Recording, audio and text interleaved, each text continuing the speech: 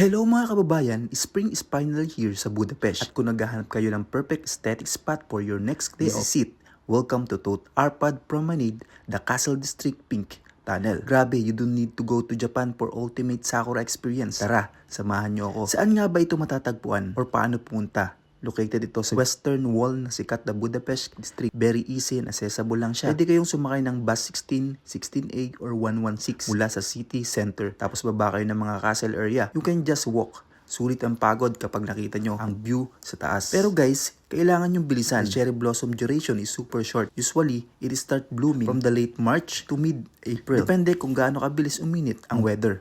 And guess what? The peak bloom lasts only for about 1 to 2 weeks. Kaya timing is everything talaga. Mabilis lang siya maging pink paradise before the petals fall off. Kaya plan your trip ASAP. Why should you visit? Well, the name Pink Tunnel say it's all. Lineup of both sides and hundreds of Japanese cherry trees. Kapag full bloom na, it create a breathtaking pink canopy sa buong walkway. Bukod sa super Instagrammable niya, for your reels and photos, you also get an amazing panoramic view of Buddha Hills. It's so relaxing, perfect for peaceful stroll, pag-date, or kahit chill walking lang habang humihigop ng kape. Kaya sa mga kapwa ko OFW, mga masisipag nating kababayan dito sa Hungary and nearby area, I am inviting you to visit the magical spot. Mag-unwind kayo dito, take lots of beautiful pictures at ma-experience nyo yung ganda ng spring dito sa Budapest. Huwag niyong palampasin. See you at the Pink Tunnel. Ingat always!